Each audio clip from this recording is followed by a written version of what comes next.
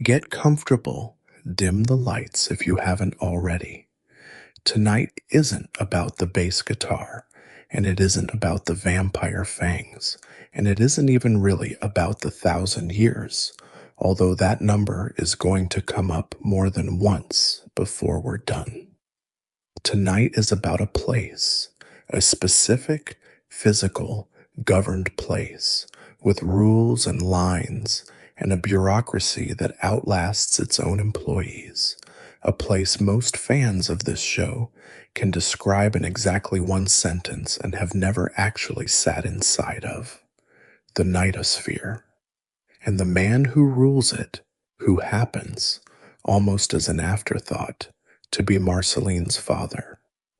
Everybody who has spent any time with Adventure Time knows the shape of the joke. Marceline's dad is evil. He's the Lord of Evil, actually. That's his job title, printed nowhere, but understood everywhere. And their relationship is bad in the specific, funny, deeply recognizable way that grown children's relationships with disappointing parents are often bad. He forgets things. He shows up at the wrong moments. He once ate her French fries, and that, somehow, of every terrible thing a demon king could do to a daughter, is the one she wrote a song about. It's a good joke. It's one of the best jokes the show ever told, because underneath the joke is something that doesn't feel like a joke at all, and the show lets you feel both at once without ever explaining which one is supposed to win. But we're not going to stay on the surface tonight. We're going to go into the actual dimension. We're going to look at what the show tells us, plainly and specifically, about how the Nightosphere functions as a place, who's imprisoned there, who's employed there, what the currency of it is, what happens to a soul once it enters, what the furniture looks like, what the smell must be like, if hell has a smell, which it apparently does, and it apparently involves bananas, which is a detail I promise we're going to take seriously in a few minutes. And we're going to look at what it means, structurally and not just emotionally, that a girl who spends most of the show sleeping in a cave and playing bass for an audience of nobody is, by blood and by law, the heir to that entire operation. I want you to picture the actual geography of it for a second before we go any further, because the show gives you more of that geography than most viewers ever stop to assemble in their heads. A portal, opening not in some distant ruin, but inside the ordinary domestic space of a teenage girl's house, right next to where she keeps her guitar. A fire dimension on the other side of it, but fire in the sense of atmosphere rather than simple flame. A wasteland lit the color of a coal that's been burning so long it's stopped being dramatic about it. The way an actual house fire eventually just becomes background heat if you stay in the building long enough. Somewhere in that wasteland, a line of the dead and the damned stretching out past the edge of any single shot the show is willing to give you. Somewhere past the line, a castle, and somewhere inside the castle, alone, running the entire operation, a man who is also, unmistakably, and without any narrative trick required to make it true, somebody's father. This is speculative in places. I'll tell you exactly where when we get there, because the show is genuinely ambiguous about how old and how large Hudson Abadir actually is, and there's a real difference between what's stated on screen and what fans have built on top of it. I'm not going to blur that line for you tonight. Where the show says it plainly, I'll say it plainly. Where it's a theory, even a very good one, I'll tell you it's a theory. Let's start where the show started, which is the surface, which is a girl with a personal song she doesn't want laughed at, and a friend who has absolutely no idea what he's about to summon. In the first season, before we know anything about the Nightosphere at all, there's an episode called Evicted, where a musician who lives in a cave forces two strangers out of the house they've been squatting in, and that's the entire first impression the show gives you of Marceline. Difficult, a little scary, funny in a way that's mostly at other people's expense. It takes until the second season for the show to open the door on where she actually comes from, and it does it through an episode called It Came from the Nightosphere, which starts, characteristically, as something small and personal. Marceline asks Finn to help her record a song. She tells him not to laugh, because it's going to be personal, and then she sings about her father and about how he left. And Finn, who has known this girl for roughly 5 minutes of screen time at this point, is completely undone by it. Undone enough that when she mentions, almost in passing, the specific ritual required to summon her father out of the fiery dimension where he's currently trapped, Finn performs that ritual behind her back out of nothing but the desire to fix something for someone he's just met. He succeeds. That's the thing worth sitting with for a second. A 12-year-old boy, moved by a sad song, accidentally opens a door into hell. What comes out is not subtle.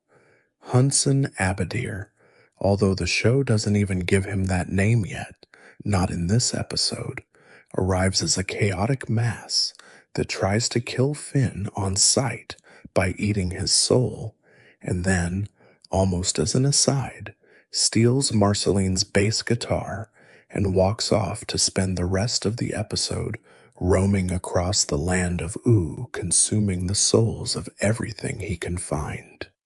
Fuzzy friends, marauders, penguins from the Ice Kingdom. Before we get to that first appearance properly, it's worth noting how the show frames the very first mention of this whole dimension, because it tells you something about scale before it tells you anything about plot.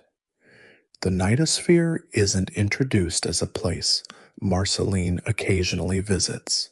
It's introduced as a place her father is, at that moment, trapped inside of, which means the show's very first gesture toward this entire mythology is an act of containment, something powerful enough to require its own dimension just to hold it.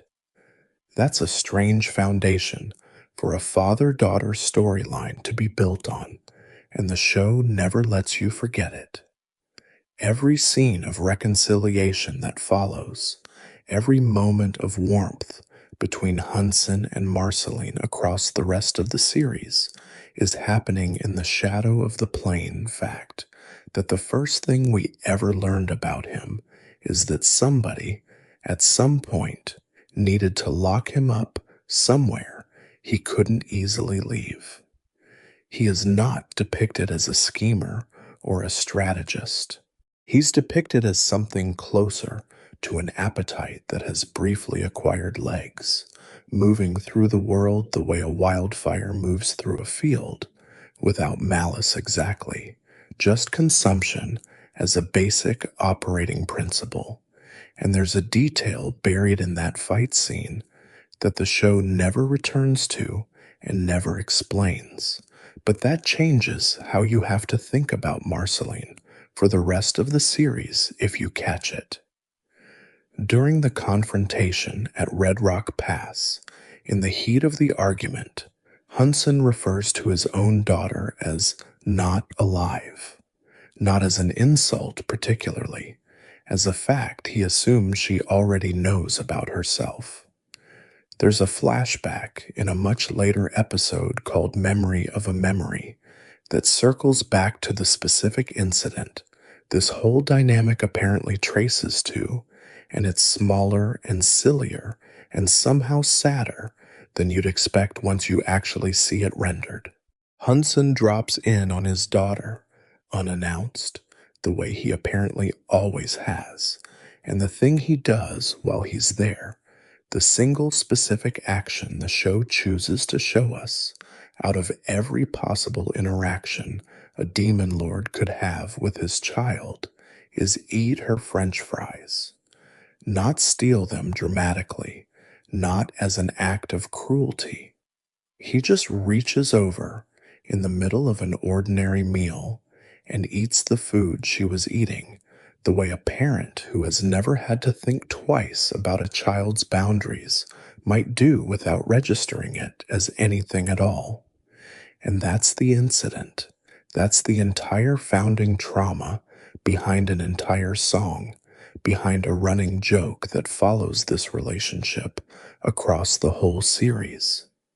It would be almost too small to matter, except that smallness is exactly the point the show seems to be making about it.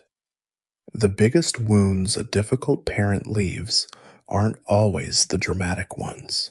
Sometimes they're a plate of fries, taken without asking, from someone who had already learned by that point not to expect to be asked.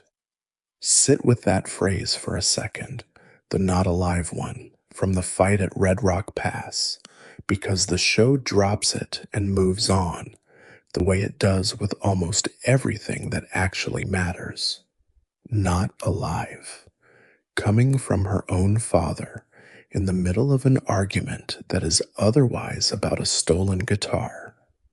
If you take that phrase at face value, it means something specific about what Marceline is, underneath the jokes and the punk rock and the eye rolls, that whatever animates her isn't the same thing that animates a human being, that her father, who presumably knows what he's talking about on this particular subject, doesn't classify her the way she's classified by everyone else in Ooh who loves her.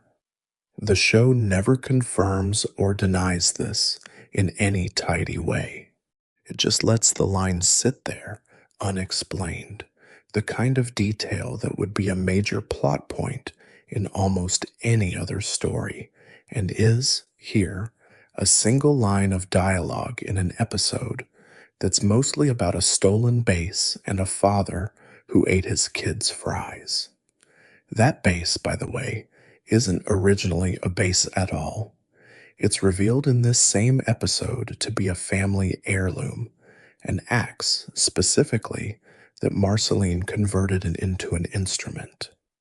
Hudson is furious that she's turned a weapon of the family line into something you make music with instead of something you fight with, and there is, I think, something genuinely worth noticing in that anger, something that has nothing to do with comedy. A demon king, whose entire existence and entire kingdom run on souls consumed and enemies defeated, is confronted by the fact that his daughter took the tool of that lineage and repurposed it into an instrument for expression instead of consumption. She didn't reject the object. She kept the axe. She just changed, permanently and visibly, what it was for. If you're the kind of person who likes to trace a character's whole adult personality back to one early, small, specific choice, this is as good a place as any to start looking. Before she ever became the vampire queen, before any of the vampire mythology the show built up in later seasons, Marceline had already made her first quiet declaration of independence from her father's world, and she made it with the one object he'd handed down to her. It's worth knowing who actually built this episode, because the same name is going to keep coming up across almost every major Nightosphere adjacent story this show ever told. It came from the Nightosphere, was written and storyboarded by Adam Muto, and Rebecca Sugar, and Sugar herself later described the division of labor between them in a way that tells you exactly where the episode's emotional gravity actually came from. She did, in her own words, all of the monster material at the climax, while Muto handled what she called all the meat in the middle, the connective plot logic that gets Finn and Marceline from one beat to the next. Sugar went on, of course, to create Steven Universe, a show that shares a great deal of this exact same instinct: grand, cosmic, monstrous conflict used as the outer shell for something considerably more intimate happening underneath it.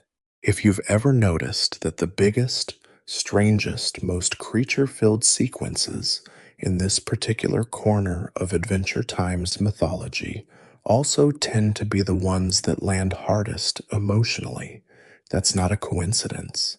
It's the same hand that would go on to build an entire other franchise around exactly that same principle. The episode ends the way most of the show's best emotional beats end, not with a lesson exactly, but with a recognition. Finn, defeated and out of options, plays back the recording of the song Marceline had asked him to help her make, the one about her father leaving. And something in Hudson, something the show never fully explains, something closer to memory than to logic, responds to it. Understands, in that moment, what he's actually done to her, not in some abstract cosmic villain sense, but in the very specific, very human sense of having been an absent and disappointing parent. Finn uses the moment of distraction to cut all the stolen souls loose from what the show casually calls Hudson's soul sack, and Hudson gets banished back into the nightosphere, and the episode ends on something that isn't quite reconciliation, but is at least the first crack in a wall that will take the rest of the series to fully come down. There's one more detail from this earliest episode worth carrying forward, because it colors everything the show builds on top of the nightosphere afterward, and it's easy to miss entirely if you don't know a specific dead language.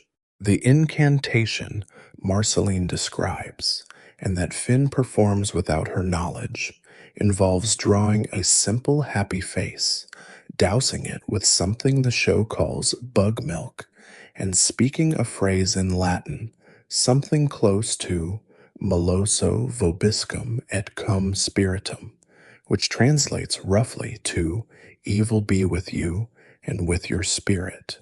If that phrasing sounds familiar to anyone who grew up around a Catholic Mass, it should. It's a direct, deliberate version of a line straight out of the liturgy. The priest says, "The Lord be with you." The congregation answers, "And with your spirit." And the show simply swapped the one word that changes everything, evil, in place of the Lord, and kept the response structure identical. That's not a throwaway gag. That's the show telling you, in the first 30 seconds of establishing how this whole dimension gets accessed, that the nightosphere runs on a kind of inverted sacrament. A blessing turned inside out, but still shaped exactly like a blessing. Still call and response, still communal, still something you're meant to say together rather than alone. Whatever the nightosphere actually is, theologically, the show is telling you up front that it borrowed its liturgy from somewhere very familiar and simply reversed the polarity, which tells you something about what kind of institution it's meant to evoke before you've even seen a single demon. That's the surface. That's the version of this story most people who've seen the show remember, if they remember any of it at all. Evil dad, sad song, stolen base, brief reconciliation, back to the hell dimension he goes. But the show wasn't done with that dimension. It came back to it, almost 2 full years later, within the show's own broadcast timeline. And when it did, it stopped treating the nightosphere as a punchline and started treating it, very deliberately, as a place. Before we go there, I want to ask you something, and I mean it honestly, not as a formality. Wherever you're watching this from, whatever time it is where you are right now, tell me in the comments. I like knowing that people all over the world end up in the same show at completely different hours of their own days. Some of you catching this in the middle of the afternoon on your day off, some of you lying in the dark, the way this whole channel is built for. Drop a comment. Tell me where you are and what time it is there, and then come back down into the nightosphere with me, because we've barely started. The episodes that actually take you inside the dimension are a two-parter from the show's 4th season, Return to the Nightosphere, and its direct continuation, Daddy's Little Monster. They aired at the end of April in 2012, and they are, structurally, doing something that the earlier episode never attempted. It came from the nightosphere, kept the hell dimension entirely off screen, a place we hear about and never see, an idea rather than a location. These 2 episodes drop Finn and Jake directly inside it, with no memory of how they got there, and let the show's animators actually design a functioning demonic bureaucracy from the ground up.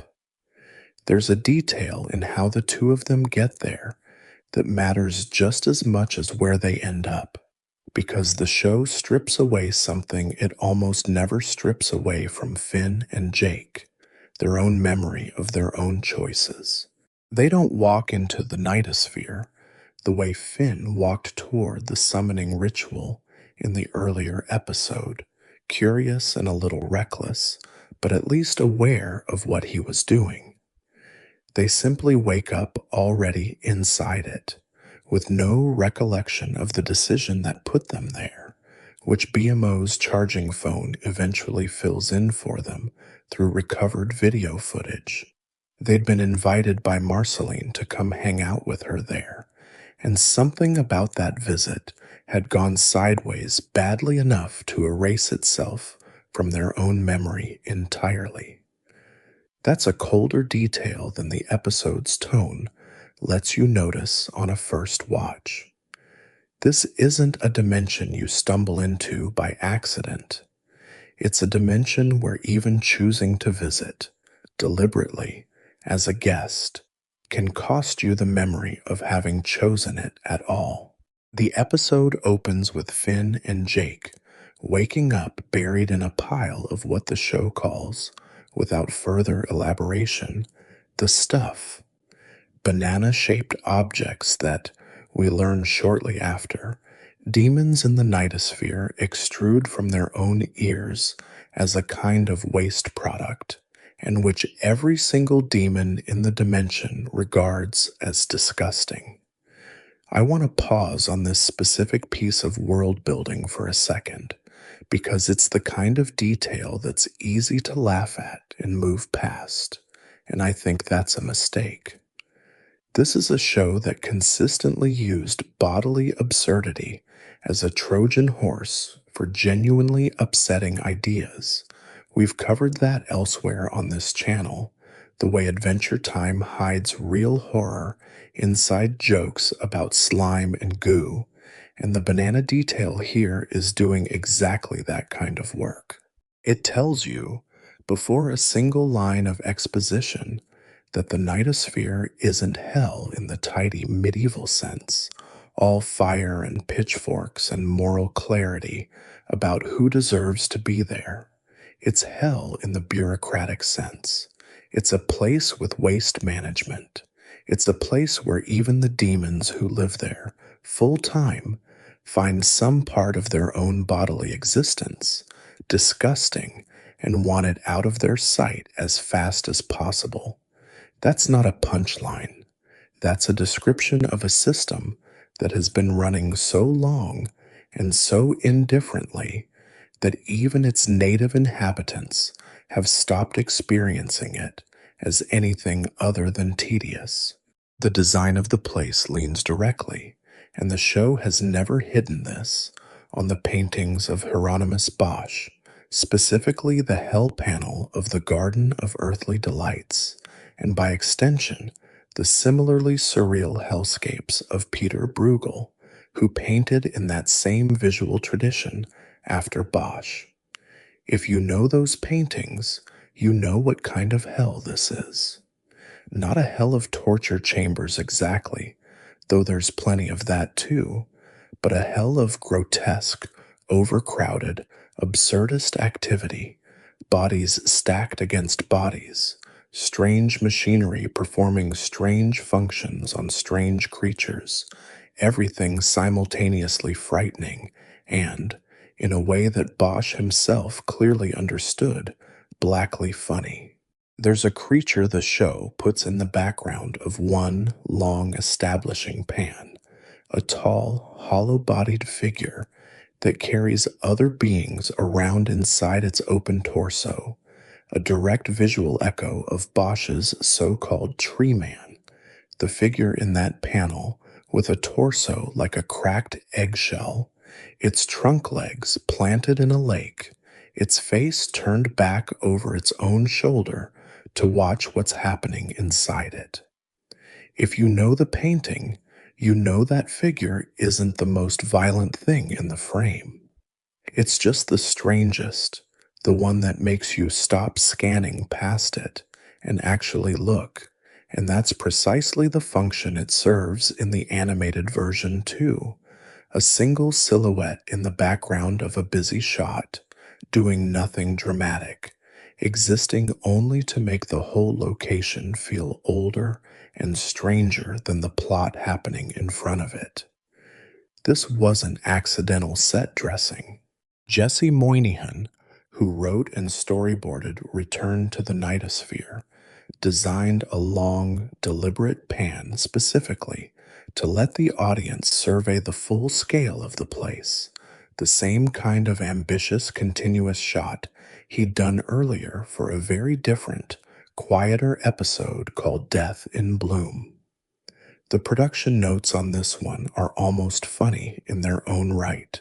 The drawing for that pan got physically lost 3 separate times during production before it was finally located and finished, which feels, in its own small way, like the nightosphere reaching out of the show and briefly making the animators' lives as inconvenient as the dimension itself is supposed to be for the people trapped in it.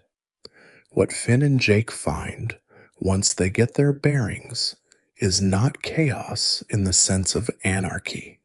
It's chaos disguised as order, which is a very different and much scarier thing. There's a jail run by a guard who releases every prisoner in his custody the moment his shift ends, not out of mercy, but because, and I want to get this reasoning exactly right, because it's one of the most quietly bleak lines in the whole show. He points out that his prisoners are still stuck in the nightosphere either way. Freeing them from the cell changes nothing about their actual captivity. Think about how quietly recognizable that logic actually is. Once you set the fire and the demons aside, and just look at the shape of the reasoning itself, anyone who has ever waited on hold with an institution that had no real intention of resolving their problem, anyone who has ever been transferred from one department to another only to land back where they started, anyone who has ever been told that a rule exists for reasons nobody in the room can actually explain, already has some feel for the specific low-grade despair the show is describing here, dressed up in fire and horns so that it reads as fantasy rather than as something closer to home. That's not a joke about a lazy employee. That's a description of what it means to be imprisoned inside an entire dimension rather than inside a single room. There is no meaningful escape available, so the specific architecture of your confinement barely matters. You could be locked in a literal cage or wandering free through the wasteland outside it, and the show is telling you, calmly, that these are functionally the same sentence. Before they ever reach that line, the show gives you one more piece of scenery worth pausing on, a figure standing in for the oldest image of the underworld this particular culture has. A ferryman, dressed like a plague doctor, rowing a boat over what's described as a dry riverbed packed with suffering bodies below him. He isn't carrying anyone anywhere. He isn't going anywhere in particular. He's just rowing endlessly over a crowd that never thins, in a boat that never actually arrives at a destination, which is about as economical a visual joke about the myth of Karen as an animated show could manage. The classical ferryman who carries souls across the river to the underworld, reduced here to someone going through the motions of a crossing that stopped meaning anything a very long time ago, if it ever meant anything at all. Even the show's own underworld mythology, once you look closely at how it's staged, seems to know it's borrowing from older underworld mythology and quietly hollowing the borrowed image out until only the gesture of it remains. There's a line waiting to petition Hunson Abadir directly that the two of them get stuck in, and the show tells us, almost thrown away, almost a joke about bureaucratic tedium, that the wait to even reach a preliminary official called the teller takes about a month. A month spent standing in a line in hell just to be told you now need to wait in a second line. And then, while they're standing there, a storm cloud descends and simply kills every demon in that line who is waiting to make a request of their ruler. Finn and Jake barely survive by not being at the front of it. This is the detail that, for me, tips the whole location from cartoonish hell into something considerably colder. The show isn't depicting a hell where the wicked are punished for specific sins in some morally legible system. It's depicting a hell where waiting itself, the simple act of being a supplicant in an indifferent system, can get you killed at random, and nobody in the line reacts with much surprise, because apparently this is simply how the line works.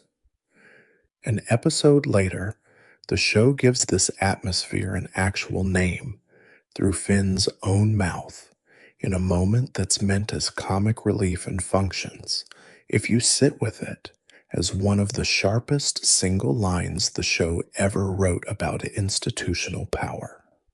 Finn realizes the demons around him have stopped questioning anything about their situation, not the endless lines, not the arbitrary deaths, not the fact that their entire existence is structured around waiting for an audience with a ruler who mostly ignores them, and he decides the solution is a freestyle rap. He calls it, without any irony that the show lets you access, political rap. He raps about representative government, about farmers' markets, about riding bikes, about geodesic domes, about science, gesturing at every institution of an ordinary functioning civil society that these demons, trapped in an eternal petition line, have apparently forgotten was ever an option. And it works. The demons rise up.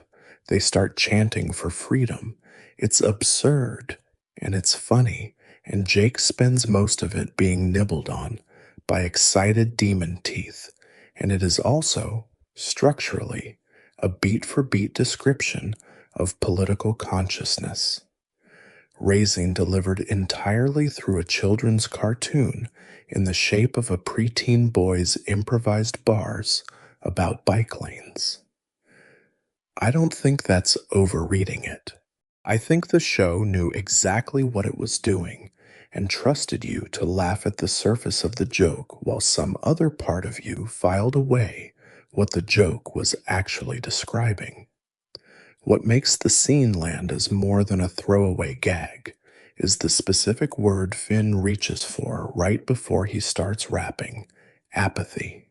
Not oppression, exactly, though there's plenty of that sitting underneath everything we've already walked through: the arbitrary deaths, the month-long lines, the tortured petitioners. Apathy, a learned, settled, generational indifference to the possibility that any of this could be different, which is a considerably harder thing to shake loose than fear is, because fear at least implies you still believe the danger is worth resisting. What Finn is actually diagnosing, in the middle of a slapstick sequence about banana-flavored demon vomit, is a population that has stopped believing resistance is even a category of action still available to them.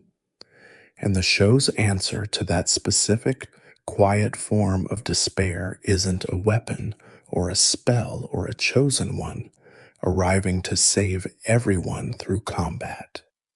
It's a rap about farmers' markets and bike lanes and science, the most mundane, unglamorous, civic imagery available, delivered by a boy who genuinely believes those things are worth fighting for even inside a dimension explicitly designed to make everyone forget that fighting for anything was ever an option.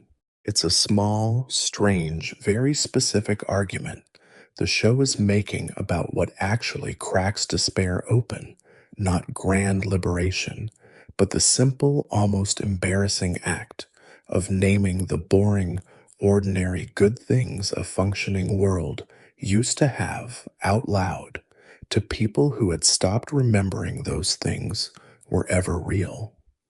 It's worth naming who actually wrote the half of this two-parter that deals with Hunson and Marceline directly, because the same name keeps recurring across this character's most emotionally significant episodes.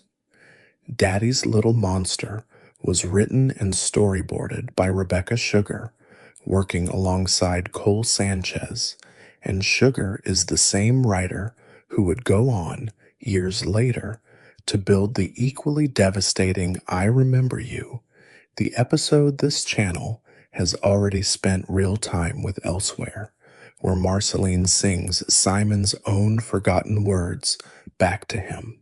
Two of the most quietly devastating things this show ever did to its audience, through this specific character, both run through the same writer's hands, which tells you something about whose sensibility actually shaped how Marceline's grief gets translated into something an audience can sit with rather than simply be flattened by.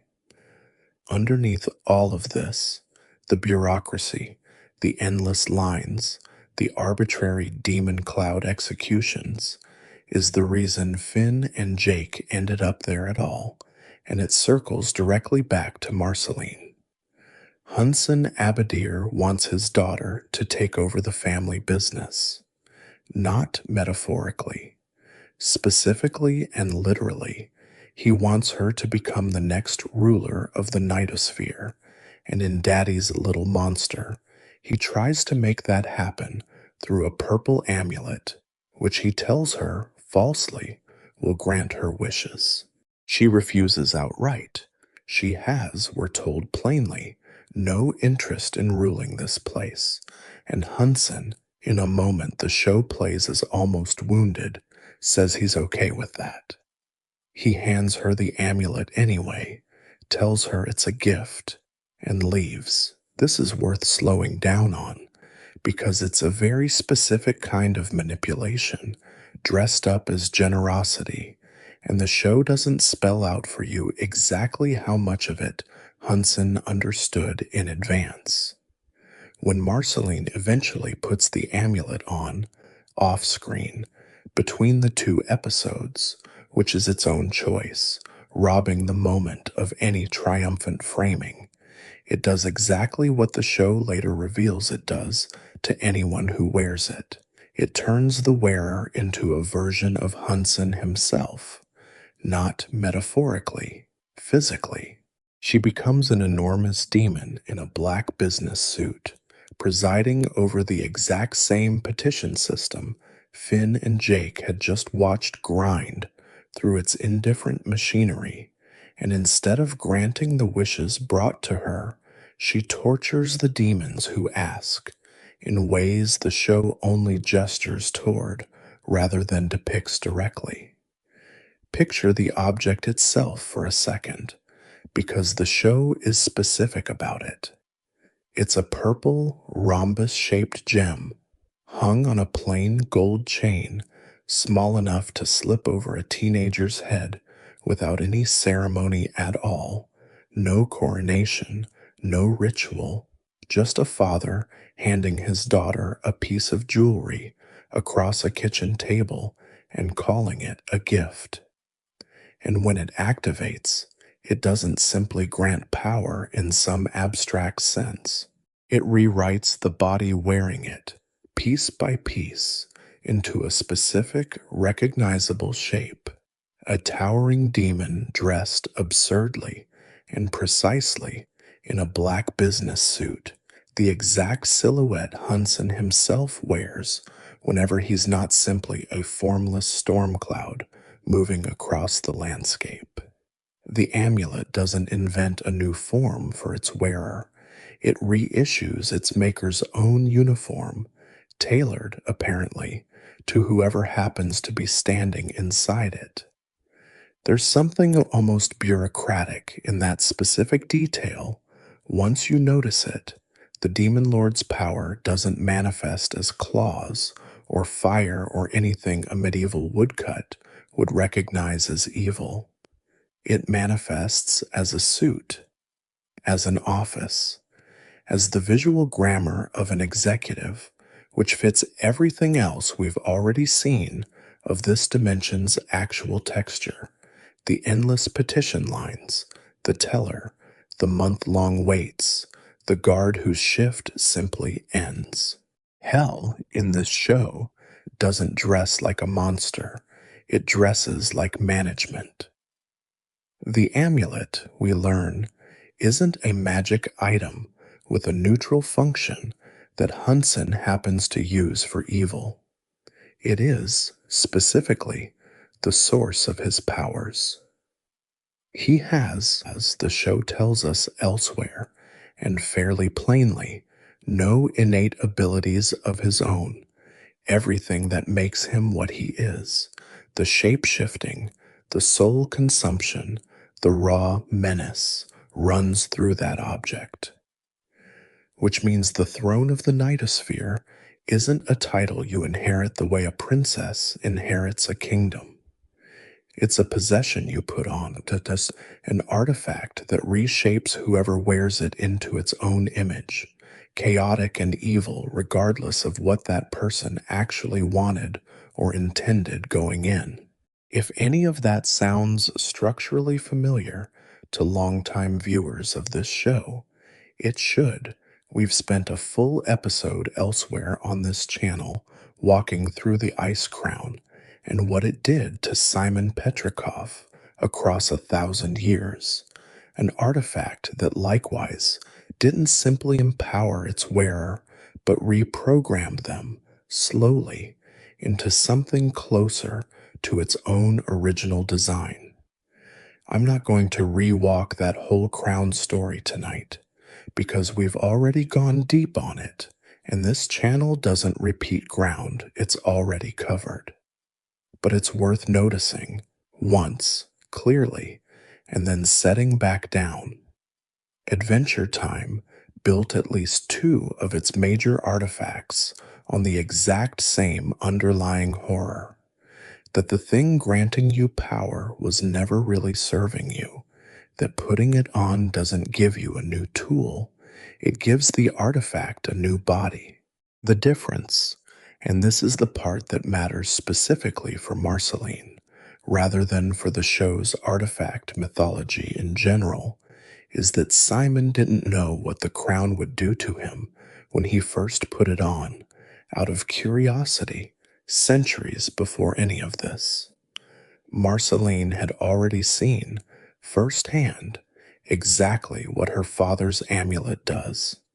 She had grown up in that dimension, or adjacent to it, more than any human character in the show, and she still put it on.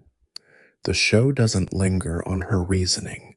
This is a comedy episode, ultimately, with a lot of banana-based slapstick around its edges.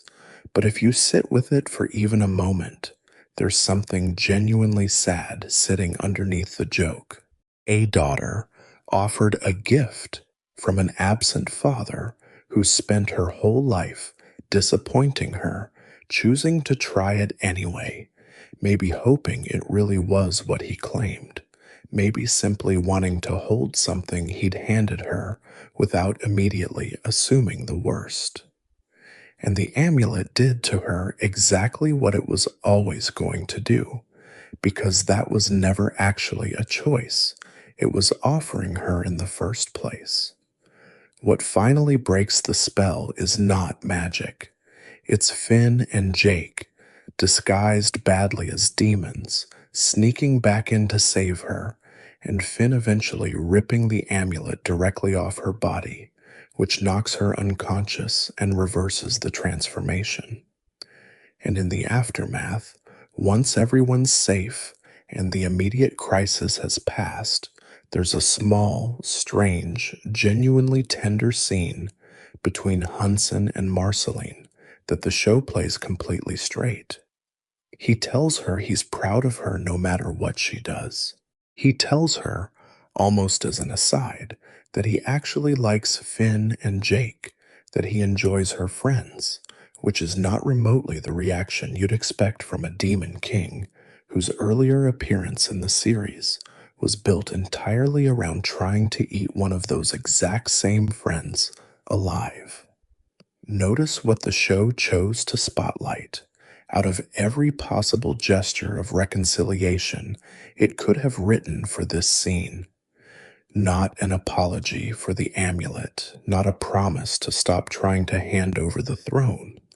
Just a small, specific admission that he likes her friends, that the people she has built her actual life around, the ones who aren't demons, aren't royalty, aren't anyone with a stake in the family business, have his approval too. That's such a small thing to offer, and it lands as enormous anyway, because it's the one piece of information that actually tells Marceline her father sees her whole life clearly, rather than just the parts of it that touch his own.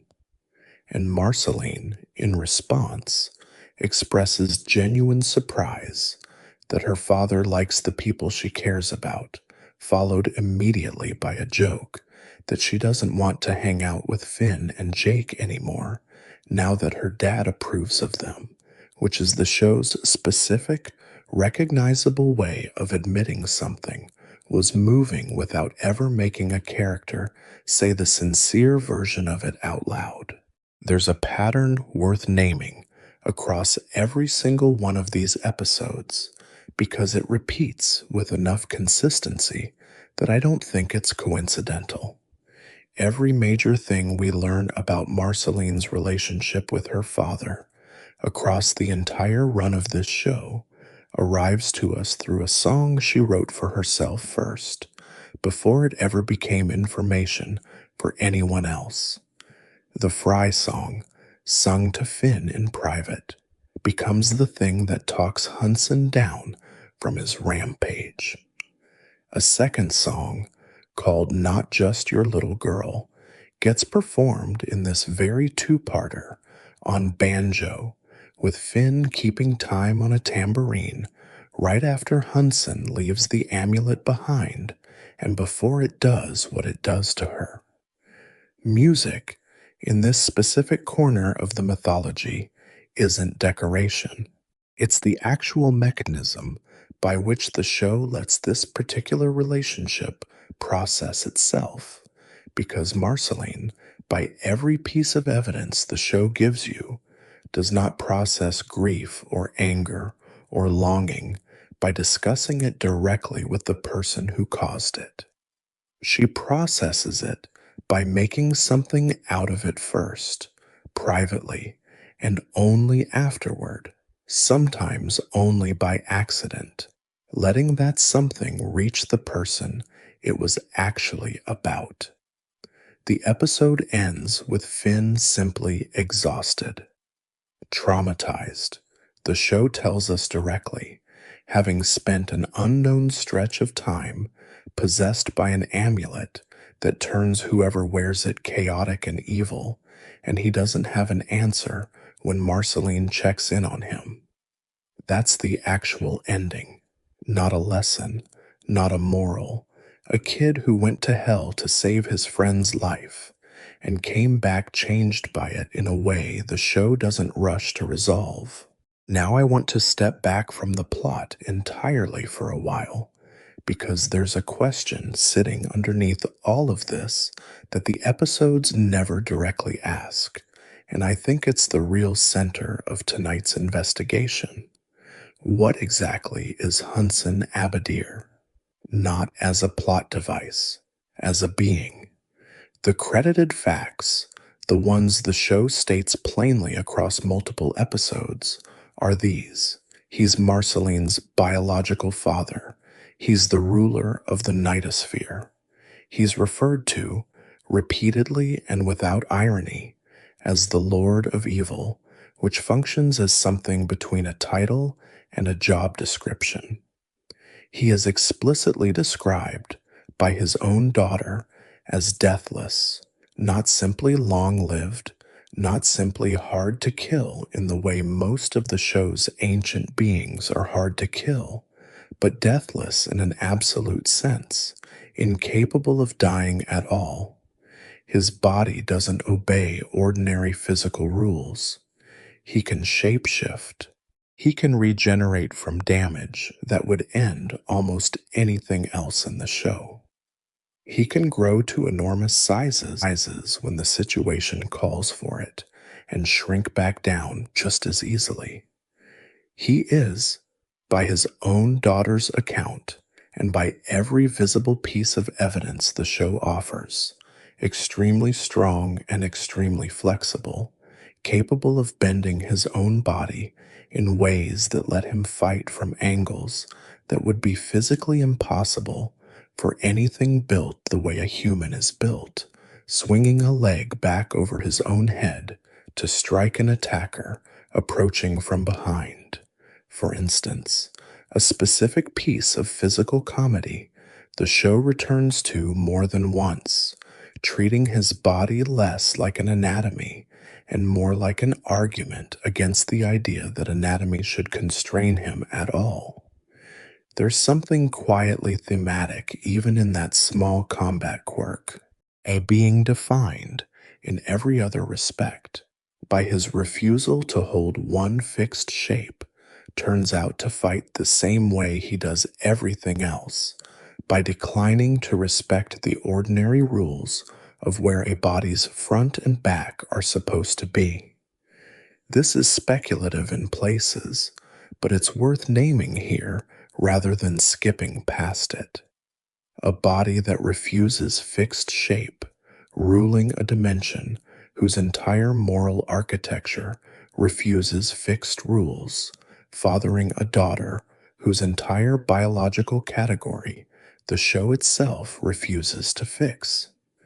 The instability isn't limited to one register of the character.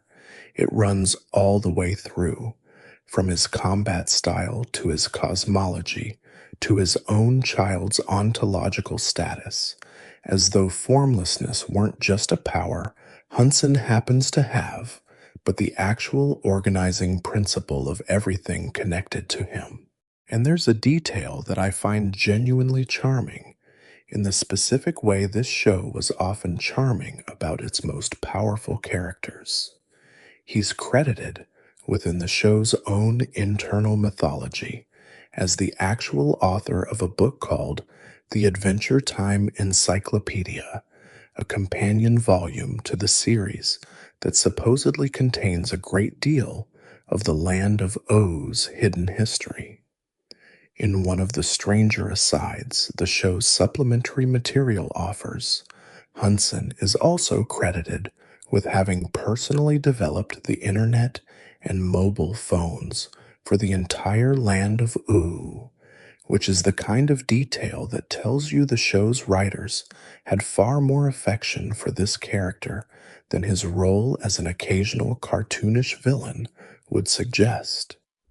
A demon lord who spends his downtime as an author and, apparently, as some kind of infrastructure innovator, is not a simple monster. He's something the show clearly found funny to imagine as a person with hobbies, interests, and a bibliography. There's also a small, quiet, real world detail here that this channel has touched on before in a different context, and it belongs here too because it changes how a couple of these scenes land once you know it. Hunson Abadir is voiced by an actor named Martin Olson. Marceline is voiced by an actor named Olivia Olson. Martin is Olivia's actual, real, biological father, which means every scene in this show where Hunson Abadir talks to his daughter, tries to reconnect with her, disappoints her, apologizes to her, tells her he's proud of her, all of it was performed in the recording booth by an actual father and daughter, speaking those same lines to each other in their own voices.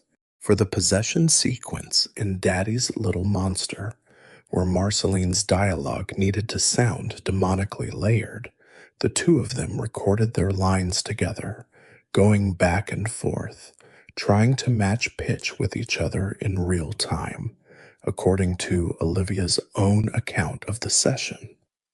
I don't know a cleaner way to say what that detail does to the meaning of this whole storyline than to simply tell you it happened and let you carry it forward into everything else we're about to cover tonight. There's a small, almost forensic detail that fans of this show have noticed across the years, comparing individual frames the way you'd compare mismatched testimony, and I think it belongs here rather than in a trivia list, because it says something about how unstable this character's own visual identity actually is, even to the people who animated him. In his first appearance in It Came from the Nightosphere, his monster form has green eyes. In the video footage shown to Finn and Jake later, in Daddy's Little Monster, the eyes are red. That's likely nothing more than an ordinary continuity slip between episodes made roughly 2 years apart by different animators working from different reference sheets. I want to be clear that this isn't confirmed as intentional. It's just an observed inconsistency, the kind every long-running animated show accumulates. But it lands, whether or not it was planned, as strangely appropriate for a being whose entire power set is built around not having a fixed shape.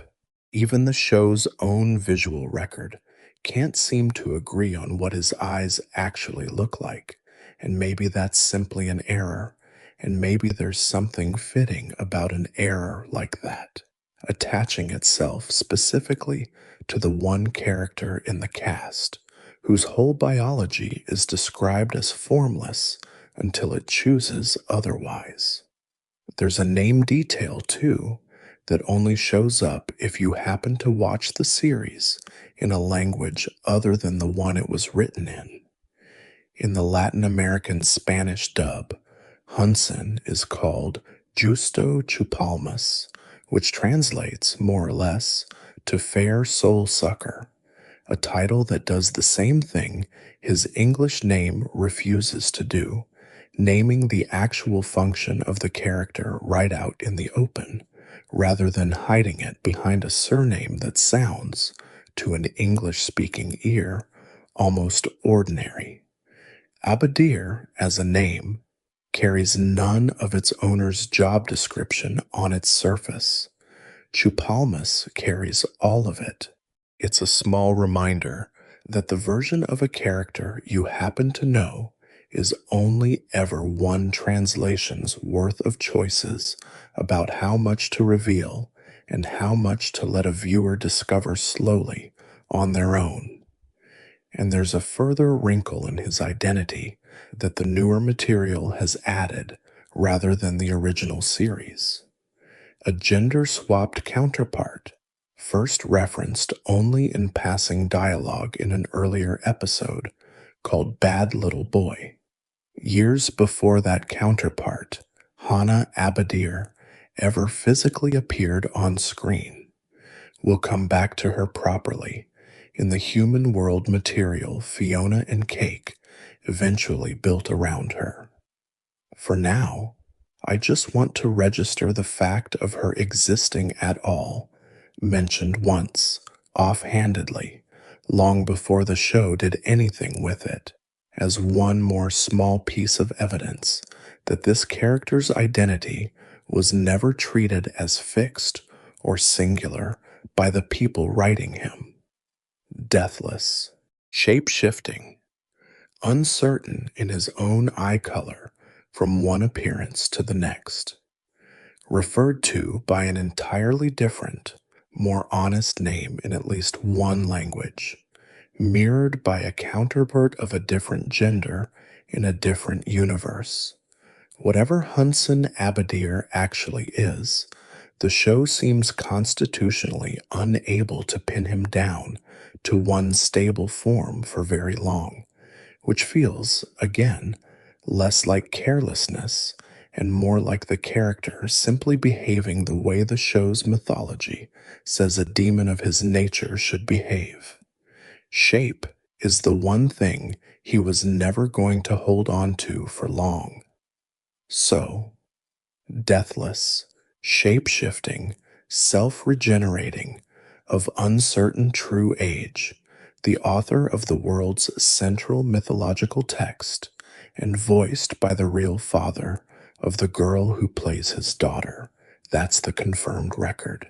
Now here is where the show gets genuinely, deliberately vague, and where I need to be very careful about the line between what's stated and what's theorized, because this next part is the single biggest open question in Hunson Abadir's entire character, and it does not have a confirmed answer. In an episode from the show's 6th season called Gold Stars, the Lich, a character we've covered extensively elsewhere on this channel, the embodiment of inevitable death itself, older than the universe by the show's own account, delivers a short, unadorned speech about the true nature of existence. He says that before there was time, before there was anything, there was nothing, and before there was nothing, there were monsters. He gestures, in that scene, toward a group of ancient, undescribed entities existing in what the show visualizes as an endless, formless expanse, sometimes described by fans, based on Hunson's own later dialogue, as an all-encompassing night of nothingness, a plane that existed prior to the universe having any structure at all. The Lich identifies himself as one of these primordial beings. Orgolorg, the ancient cosmic entity we've also covered elsewhere, the being eventually compressed by Earth's gravity into a small, oblivious penguin, is confirmed as another. Here is the actual, honest state of the evidence on whether Hudson belongs on that list. The Adventure Time Encyclopedia, the same in universe book that the show credits Hudson himself with having written, includes a passage spoken in Hudson's own words where he describes his earliest memory as existing within that same all encompassing nothingness the Lich describes, and states directly that he does not actually know or remember his own origin beyond that. That's a real detail, drawn from real supplementary material the show's production explicitly put its name behind. And it is genuinely suggestive. It would explain his deathlessness. It would explain why his powers don't obey the show's usual internal logic the way a typical magic user's powers do. It would place him, cosmologically, in the exact same category as the Lich and Orgolorg, ancient beyond the universe's own existence, present before there was anything for presence to mean.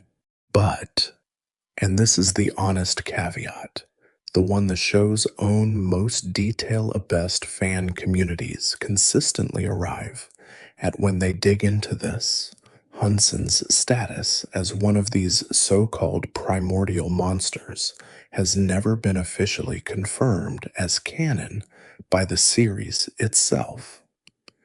The encyclopedia material sits in a strange, unofficial space relative to the show proper. It's presented as an in-universe artifact written by a character within the fiction, which gives it a kind of playful unreliability that the show's own on-screen episodes don't carry in the same way. Some of that same encyclopedia material includes details like a supposed romantic attraction Hudson has toward Lumpy Space Princess that the show's own fandom widely treats as a joke, not meant to be taken as binding fact, which tells you something about how seriously that whole text is meant to be received even by people who love combing through it. So here is where I want to be exact with you, because this is precisely the kind of moment where a script like this could quietly slide speculation into the narration as if it were settled. It is not settled. What is confirmed, Hudson describes in his own recorded words, existing within the same primordial nothingness the show's other ancient entities describe. What is not confirmed, that this makes him formally one of them, in the same tier of cosmic age and power as the Lich or Orgolorg, rather than simply an old and powerful demon who happens to use similar language to describe his own hazy memories. Both readings are available. The show, characteristically, never picks one for you.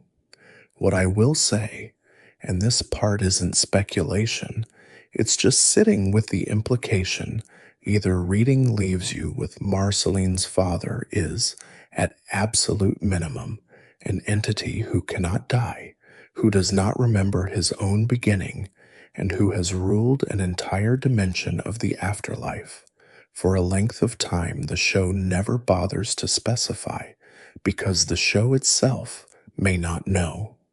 And whether or not he's formally as old as the universe, he is, functionally, indistinguishable in scale from beings who are. Marceline's father is either older than time, or old enough that the distinction barely matters to anyone standing next to him. That's not a small thing to be someone's parent. That's not a small thing to grow up half of. I want to sit with a question. The show never asks out loud, and I want to be completely upfront that everything I'm about to say here is my own reflection rather than anything the series states or even strongly implies, Pure speculation, offered because I think it's worth thinking about, not because there's textual evidence pointing toward any particular answer. If Hunson really is as old as the show's most ancient entities, if he existed in that formless nothingness before the universe had any structure at all, then at some point, across however much time that actually represents, he stopped simply existing in that void and started, instead, falling in love with a mortal woman and raising a daughter. Why would something that old bother with any of that? The Lich, the other confirmed ancient entity we've spent real time with on this channel, never once shows interest in anything as small or as temporary as a family. His entire nature is oriented toward ending things, not building them. Orgelorg spent his exile as an oblivious penguin, content in his smallness, but never sought out anything like a household. Whatever Hunson is, he did something neither of those other ancient beings ever did.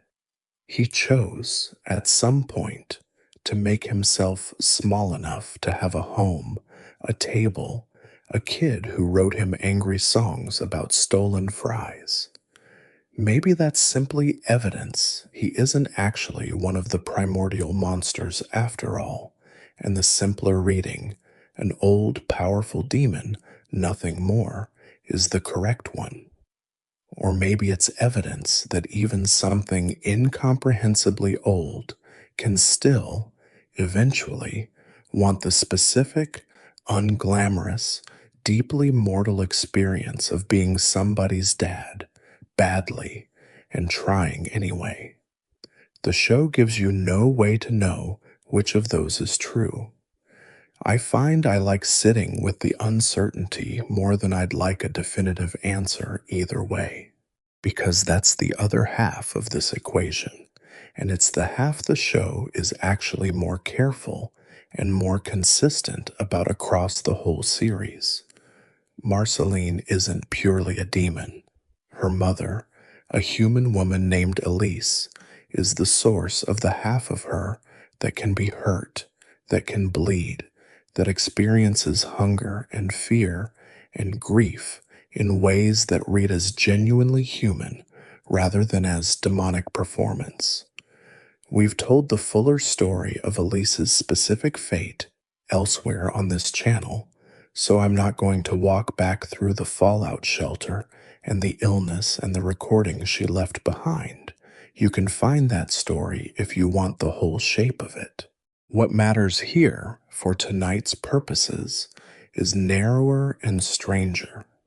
What does it actually mean, biologically and spiritually, to be built from one parent who is deathless, ancient, possibly older than the concept of time, and consumes souls as a basic bodily function, and one parent who was an ordinary mortal woman who got sick and died the way ordinary mortal people die?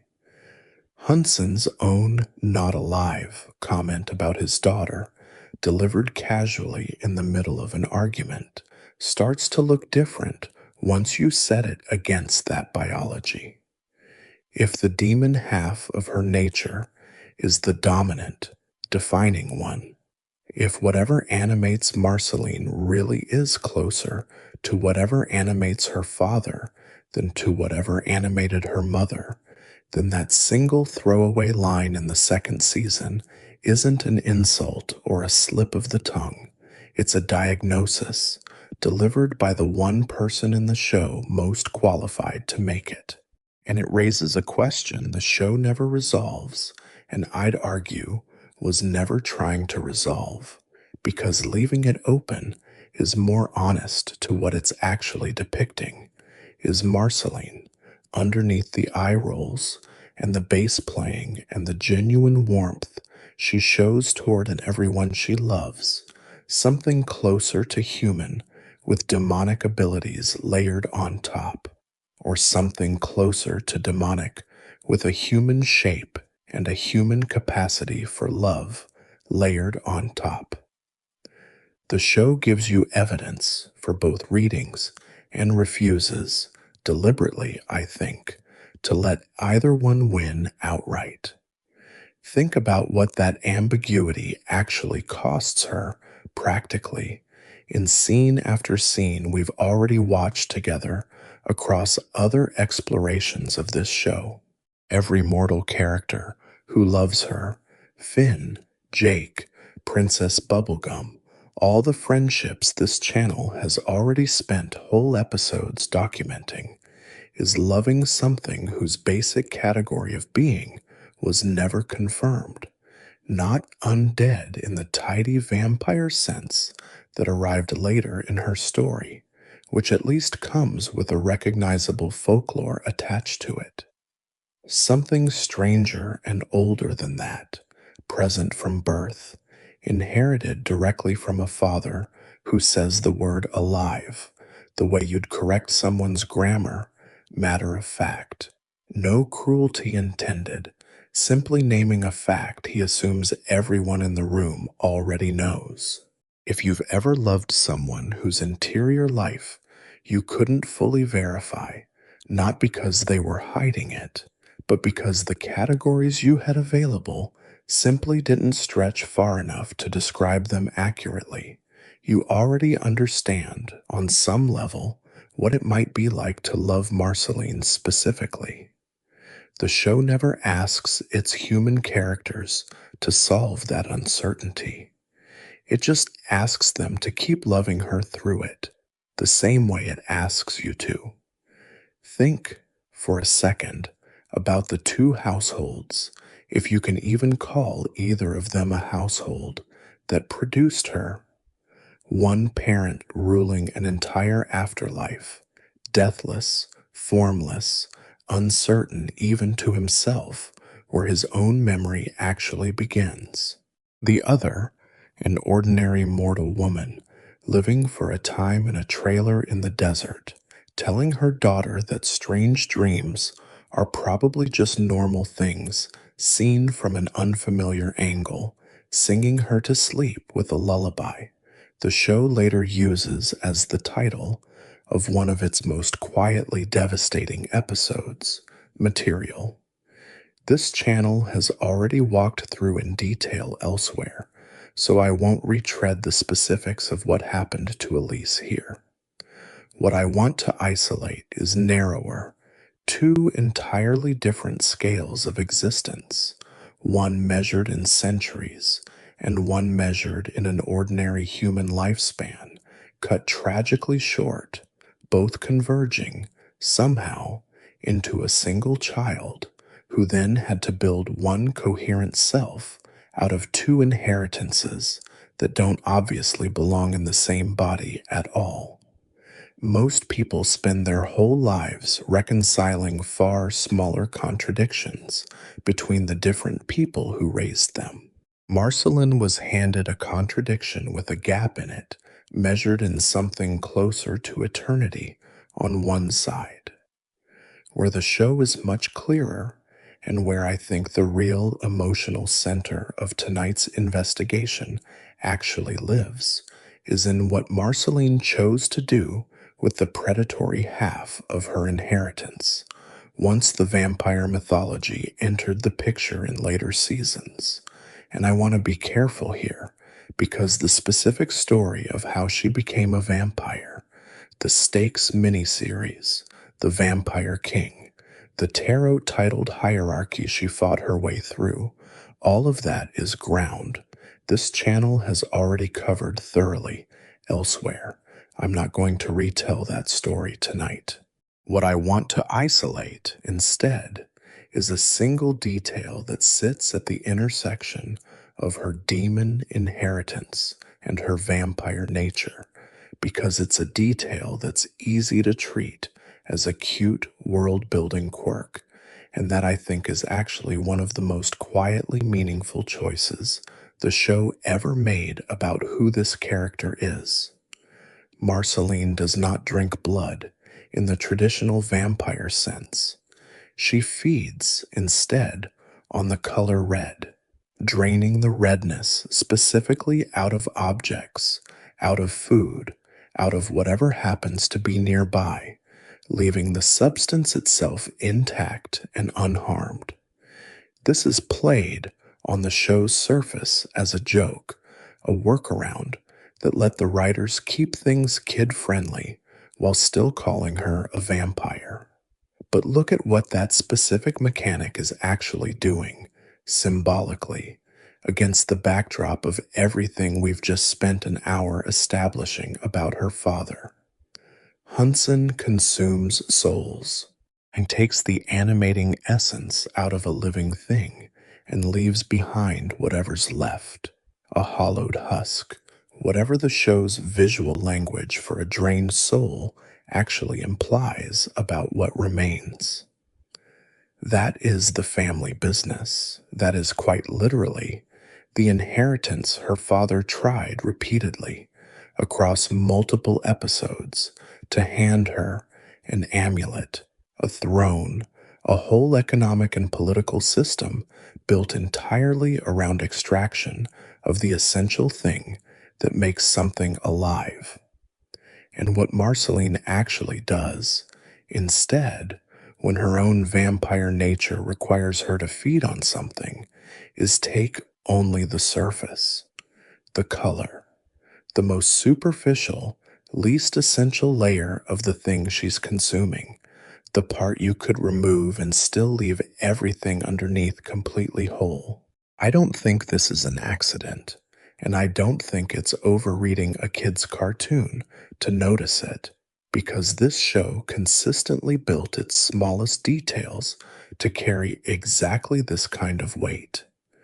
If her father's power runs on taking the soul and discarding the shell, and Marceline's power runs on taking the color and discarding nothing, then her entire biology, unstated and unremarked upon by the show itself, is a quiet, permanent refusal of the exact inheritance she was offered twice on screen by the man who raised half of her. She kept the appetite. She changed permanently what the appetite was allowed to cost anyone else. It's the axe into base story, playing out a second time, decades later, within the show's internal chronology, at the level of her own body instead of at the level of a family heirloom. Even the geographies she chose for herself, once she was old enough to choose it, reads as a quiet, structural rejection of the place she came from, though the show never says this directly, and I'll flag it clearly as my own reading rather than a stated fact. Her father governs from a castle at the far end of an endless line of petitioners, a location defined entirely by crowding, by scale, by the sheer volume of demands pressing in on him from every direction at once. Marceline lives, for most of the series, in a single cave, mostly alone, with a door that visitors have to specifically know how to find. No line, no petitioners, no system of requests funneling toward her that she's obligated to answer, tortured or otherwise.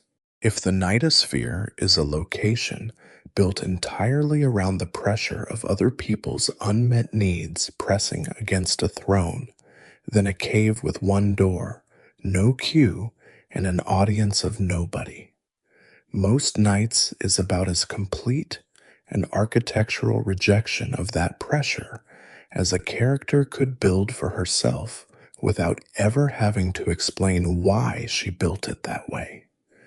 This is where the Succession plotline, which I've mostly treated as comedy so far, because that's genuinely how the show plays it on the surface, starts to look like something closer to the actual emotional spine of Marceline's whole relationship with her father. Hunson doesn't just want a daughter who visits occasionally and tolerates his attempts at reconnection. He wants an heir, He offers her the amulet twice across the 2 episodes we've walked through tonight, under 2 different pretenses, once framed as a wish granting gift, and the show implies through his repeated attempts across the series to get her to take over the family business as an ongoing, unresolved ambition on his part that never fully goes away. Marceline refuses every single time, cleanly, without violence, without any of the bloodshed that surrounds almost every other succession in this show's entire mythology.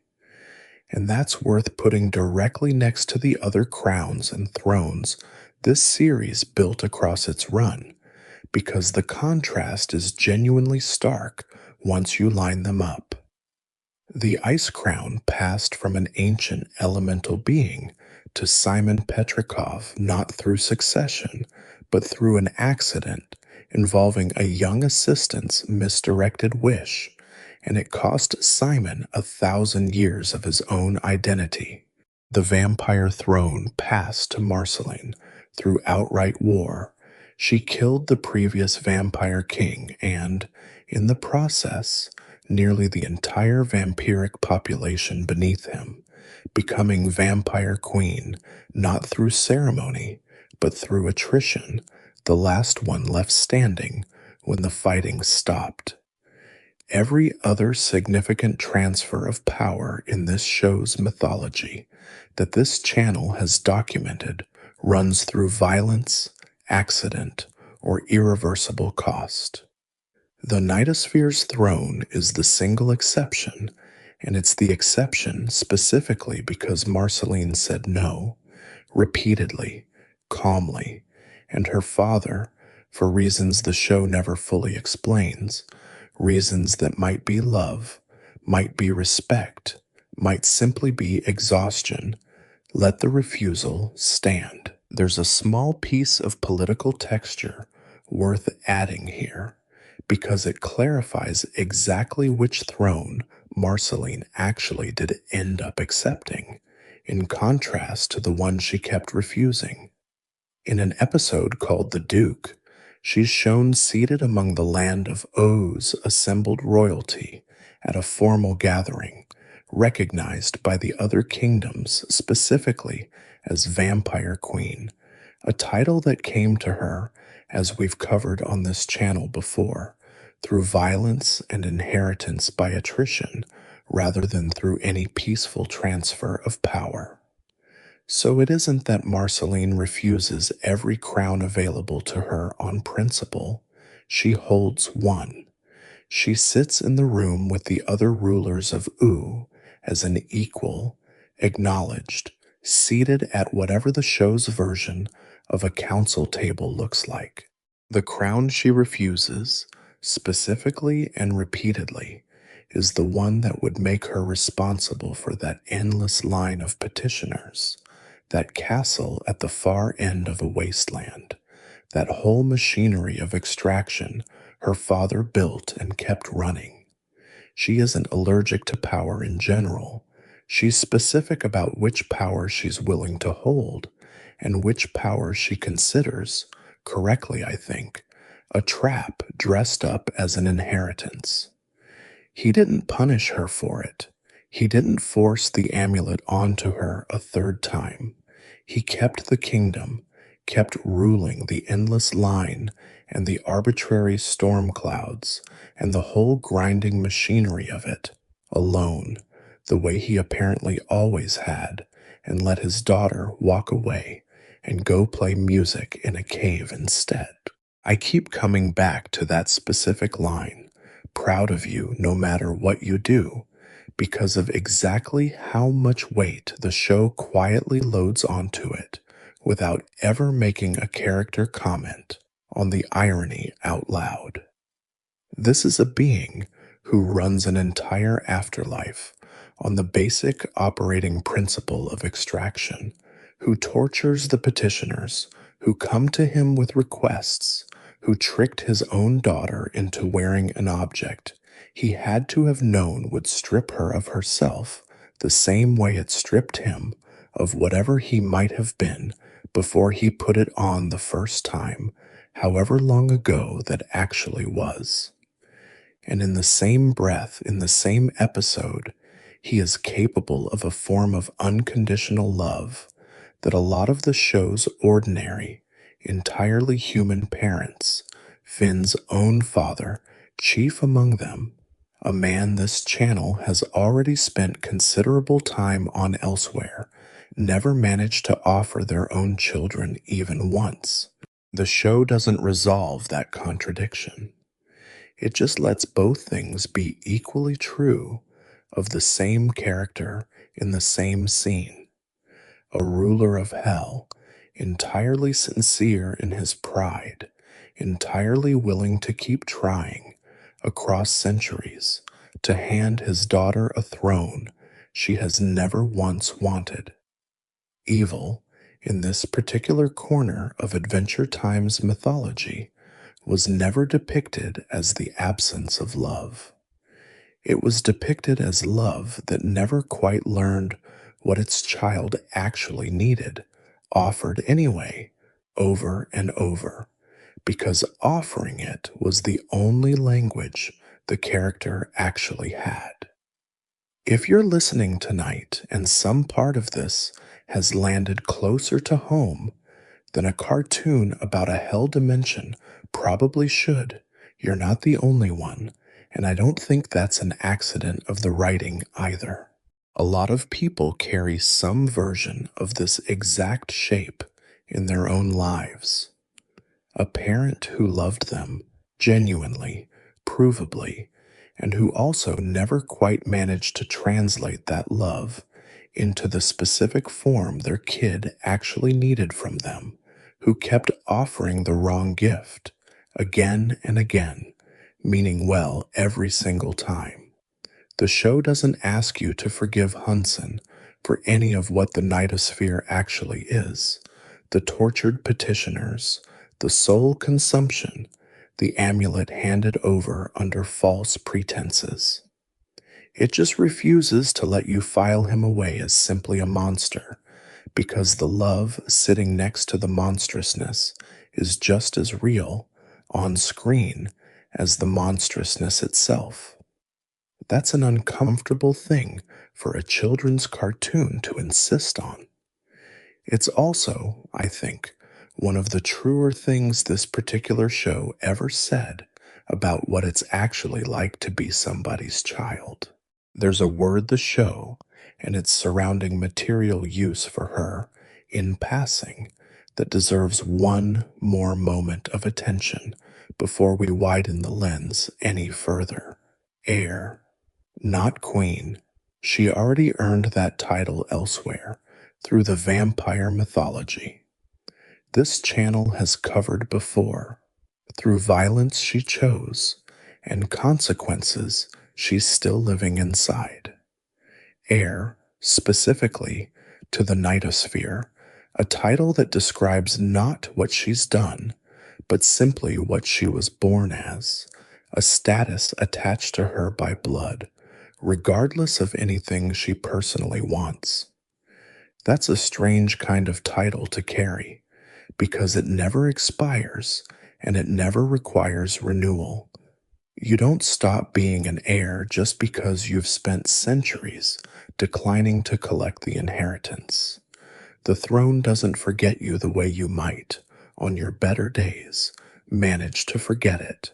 It just waits, the same way the amulet waits in whatever drawer or altar it currently sits in, patient in exactly the way this mythology keeps insisting its worst objects are patient, for the day the heir finally says yes.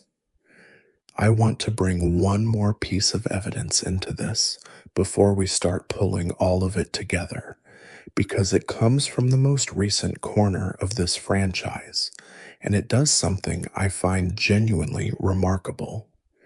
It takes the exact emotional shape of Hunson and Marceline's relationship and replays it, almost note for note, in two completely different universes, as if the show or its successor at this point, couldn't stop returning to this particular wound, no matter how many alternate realities it built.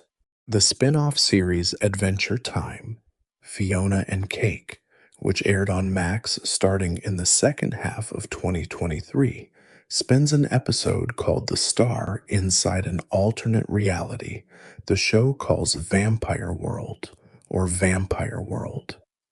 In that timeline, Simon Petrikov dies before he ever meets Marceline, killed, the show strongly implies, by the region's vampire king, who then finds the orphaned Marceline himself and raises her as his own adopted daughter instead. Where Simon gave the original Marceline a stuffed bear and 1,000 years of complicated, protective, ultimately abandoning love, this alternate vampire king gives his adopted Marceline power, violence, and a title. She becomes, in that timeline, a figure known as the Star, crueler and more bloodthirsty than the Marceline we know, explicitly because the parental figure who shaped her formative years operated by an entirely different set of values than Simon did. Same orphaned girl, same post-apocalyptic ruins. A different adult chooses to find her, and an entirely different person grows up out of that choice. The world she rules alongside him in that timeline is one where the sky itself has been blacked out permanently, using power drawn from the ice crown the vampire king took for his own after Simon's death, so that vampires can move freely at any hour without fear of sunlight. An entire planet's daylight cycle overwritten in service of one species' convenience, which is its own quiet, enormous piece of world-scale extraction, not so different in its basic shape from a father who consumes souls one at a time, except carried out at the scale of an entire sky. Take, arriving into this reality alongside Fiona, ends up recruited into a small band of vampire hunters actively resisting the Star and her adoptive father, which means the show is explicitly showing you what organized opposition to this version of the Nightosphere's dynamic might actually look like, in a way the original series, where Marceline mostly kept her father's world at arm's length rather than fighting it directly, never had reason to depict. And running parallel to that story, in the show's other human-centered timeline, there's a character called Hannah Abadir, later referred to on screen as Ms. Abadir, who is confirmed directly within the show's own dialogue and visual design to be the gender-bent human world counterpart of Hunson Abadir, mother instead of father, to a gender-bent version of Marceline called Marshall Lee. She hosts a black tie charity gala the show visually stages to echo the aesthetics of the Nightosphere itself, wealth and status standing in this human-adjacent version of the story, for fire and soul consumption, and throughout the episode she is shown putting her own son down with a steady stream of passive-aggressive commentary, cold in a specific, recognizable, entirely human way that requires no demons or hell dimensions at all to land as genuinely unkind. The show stages her specifically at a remove from the party itself, watching it unfold from a balcony above the room rather than moving through the crowd the way an ordinary host would, which is its own small piece of blocking worth noticing, even in a universe with no literal Nightosphere in it at all.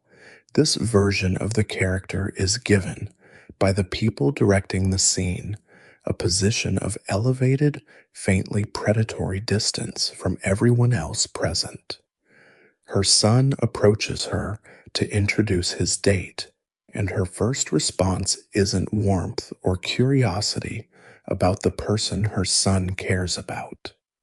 It's a comment on his clothing, delivered in the specific dry, corrective register the show clearly wants you to recognize instantly because you've met some version of this exact tone before, whether from a parent of your own or from somewhere else in your life entirely. At one point, another character finally snaps and calls her, directly, a bad parent, in language with no metaphor left in it whatsoever. Put those two things next to each other, and something becomes visible that I don't think the show necessarily planned from the beginning, back when a single joke about eaten French fries was still the entire depth of this relationship, but that it clearly kept circling back to as the mythology grew. Across at least 3 separate versions of this story now, the original Hunson and Marceline, the Vampire World Vampire King and his adopted star, and Hannah Abadir and her gender-bent son, this franchise keeps returning to the same basic shape: a powerful, distant, difficult parent and a child trying to figure out what kind of person to become in the specific gravity of that parent's shadow. In the timeline we actually watched for 10 seasons, that shape resolved, slowly and imperfectly, into something like tenderness. A father who genuinely did seem proud of his daughter, no matter what she chose, and a daughter who refused every single throne he ever offered her and kept, instead, a repurposed weapon and a habit of taking only the surface of whatever she needed to survive. In the alternate versions the newer show has built, that same shape resolves into something considerably darker, into cruelty instead of consumption, into a girl raised to enjoy the violence her father figure enjoyed rather than to quietly refuse it. I don't think that's a coincidence, and I don't think it's simply the writers reusing a convenient archetype because it's dramatically efficient. I think it's the show, across every version of itself it's built since, admitting something about how fragile the good outcome actually was. Marceline turning out the way she did, funny, loyal, capable of real intimacy, despite 1,000 years of loss, gentle with the people she loves even though she was raised half by an absent demon lord and half by a man slowly being erased by a crown, was never guaranteed by her biology or her circumstances. It required specific, small, unforced choices made over and over by more than one adult, and eventually by Marceline herself. Take away Simon, raise her under a different set of values instead. And the show tells you plainly, through an entire alternate universe built explicitly to test the question, that you get someone considerably crueler out the other side. The Nightosphere didn't have to produce a Marceline. It could just as easily have produced a star. There's a broader thought worth sitting with before we come back down to the small, specific scale of one cave and one bass guitar, because I don't think this pattern is unique to Marceline, even though she's tonight's subject.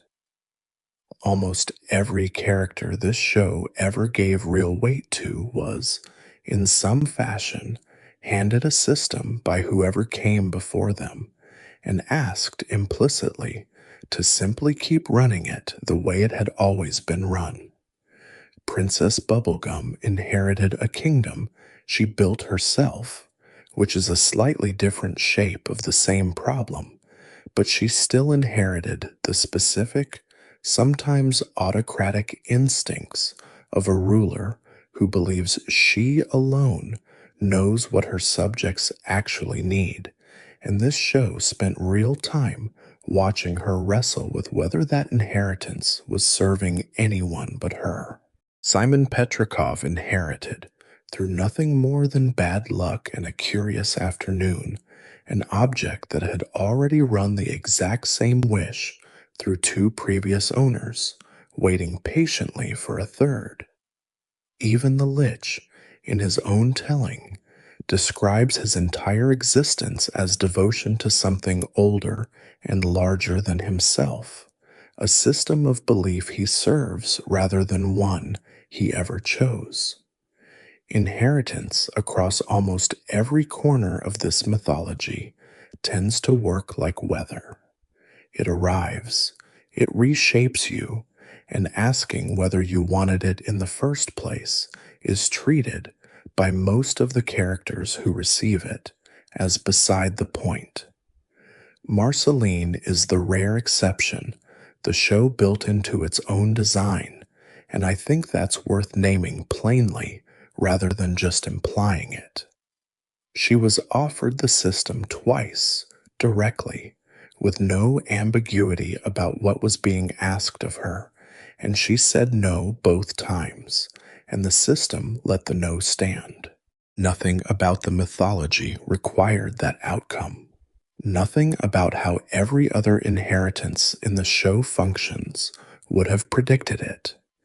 It happened because a specific father, however flawed, chose not to force the issue a third time, and because a specific daughter, however young she still was in those early seasons, already understood something about herself that took Simon 1,000 years and a total loss of identity to arrive at by other means.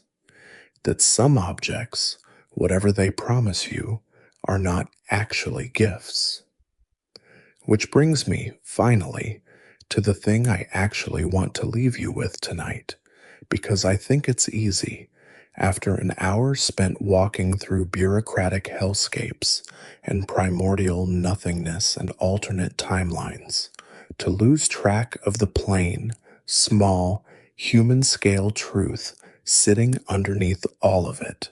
Marceline's whole personality, the independence, the wariness around letting people close, the specific way she processes almost everything difficult in her life, by turning it into a song rather than talking about it directly, the deep, real loyalty she shows once someone actually earns her trust, reads, once you've spent real time with the Nightosphere material, like the direct downstream result of growing up half heir to an operation built entirely on extraction and indifference, and choosing, over and over, not to run it that way.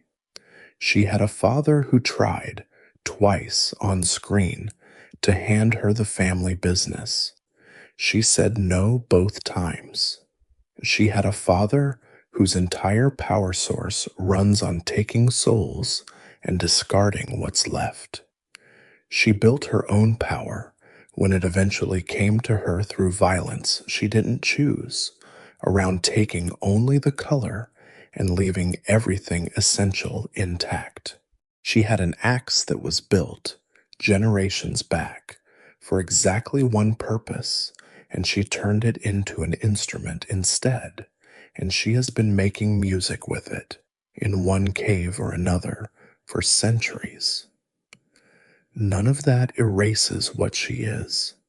She's still half of something deathless, possibly older than the universe itself, still running a dimension of arbitrary bureaucratic cruelty somewhere just past a door only a handful of characters in the whole show ever managed to open. That kingdom is still there. It's still hers, technically, whenever she wants it, the same way it's technically been hers since long before the show ever started. The Nightosphere didn't go anywhere just because she keeps declining the throne. Her father is still down there, alone, running the endless line, telling anyone who'll listen that he's proud of her no matter what she chooses. And she is still, by any reading of the evidence the show actually gives you, not entirely alive in the way the rest of ooh means that word, whatever exactly that turns out to mean for someone who has centuries left to find out. But she keeps choosing the surface instead of the substance, the color instead of the soul, the base instead of the axe, over and over, quietly, without ever making a speech about it. In scene after scene, the show never bothers to frame as heroic because, structurally, refusing a crown for the 100th time doesn't look like much of anything from the outside. It just looks like a girl in a cave, playing music nobody asked her to write, for an audience that, most nights, is only ever herself. That's the hidden part, not a secret parentage, not a plot twist waiting to be discovered, just a dimension most of the show's characters never see: a father who never stopped hoping she'd change her mind, and a daughter who has spent something like 1,000 years, in 100 small ways, answering him the same one every time. There's a version of this story that would end with a reconciliation, the two of them finally understanding each other completely, the throne quietly retired, the wound closed for good.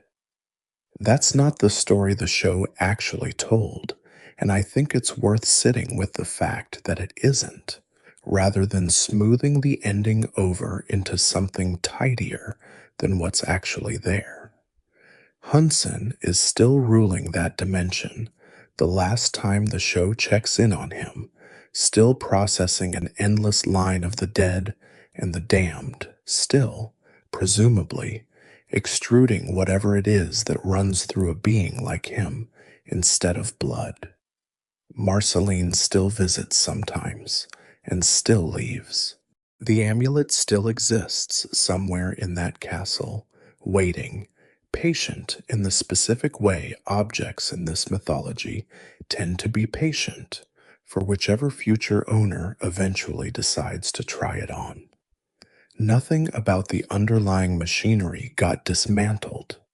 What changed, the one thing that actually changed across all the years and all the episodes we've walked through tonight, is smaller and quieter than a resolution. A girl who could have inherited an entire operation built on taking the essential thing out of everyone who came asking, and who chose instead, over and over, without ever making a speech about it, to leave people whole. Maybe that's the actual shape of hope this particular story is offering, if it's offering one at all. Not the defeat of the bad system, just one person raised close enough to it to have every reason to become it, deciding quietly and repeatedly not to.